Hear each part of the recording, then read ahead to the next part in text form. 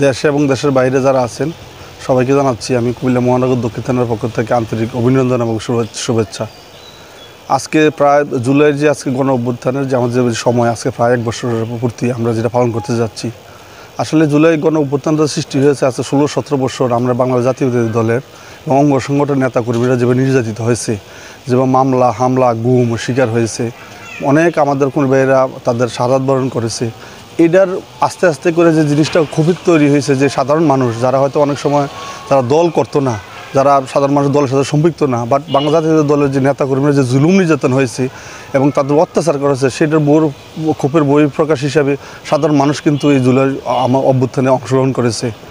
এবং আপনারা জানেন যে অভ্যুত্থানের সময় আমরা বাংলা জাতীয় দলের তরফ থেকে আমরা ছাত্রদেরকে আমরা সমর্থন করেছি। এবং যখন আমরা দেখলাম লাস্ট পর্যায়ে 3 তারিখ আমি ব্যক্তিগতভাবে উত্তরাতে 3 তারিখ ছিলাম এবং 3 তারিখে আমি যখন উত্তরাতে অভ্যুত্থানে অংশগ্রহণ করি তখন আমার সামনে প্রথম করে অনেক ছাত্ররা একজন ফাল্টা হামলা চলতেছে। তখন এক পক্ষতে যে গুলি আসলো, গুলিটা মনে হলো যে আমার গায়ে এসে লাগছে, কিন্তু পরে দেখলাম যে আসলে গুলিটা আমার সাথে লাগে না, আমার পাশে যেয়ে পড়ছে। তখন দেখলাম অনেক ছাত্ররা আহত, একটা ছাত্র অনেক আহত হয়েছে এবং হয়তো দৌড়াতে গিয়ে পরে অনেক আহত হয়েছে বা বাড়ি খেয়েছে আর কি।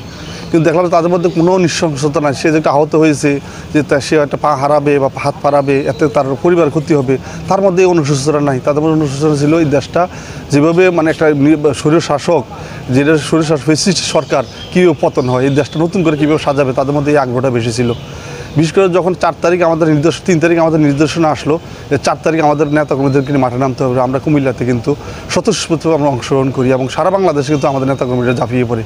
5 তারিখ তো আমরা তো ছেলে মেয়ে যারা বৃদ্ধ বয়স্ক যারা দলের সাথে কিছু না A to Z মানুষের রাস্তায় নেমে গেছে, গণ অভ্যুত্থানের অংশগ্রহণ করেছে। তো আমরা সাধুবাদ জানাই যারা আজকে গণ অভ্যুত্থান বিশেষ করে স্বাধীনতা যুদ্ধের সময় যারা শহীদ হয়েছেন তাদের বিদায়ের রুহের আত্মার কামনা করছি। পাশাপাশি গণ অভ্যুত্থানে যারা শহীদ হয়েছেন তাদের বিদায়ের রুহের আত্মার মাগফিরাত কামনা করছি। এখন অনেকে অসুস্থ আছেন, কারো পা নাই, কারো চোখ নাই, কারো অঙ্গহানি। আল্লাহ যাতে দ্রুত সুস্থতা কামনা করছি এবং দ্রুত তাদেরকে আল্লাহ যাতে তাদেরকে হেফাজত করে এবং সুস্থতা কাম করে। তো আমি প্রত্যেকটা রাজনৈতিক দলকে বলবো আমরা যারা কোনো অভ্যুত্থানে অংশগ্রহণ করেছি এবং বিভিন্ন রাজনৈতিক দলের নেতৃবৃন্দ শালীনভাবে কথা বলবেন, একে অপরের প্রতি শ্রদ্ধাশীল হবেন এবং আমরা আদর্শিকভাবে রাজনৈতিকভাবে মোকাবেলা করব।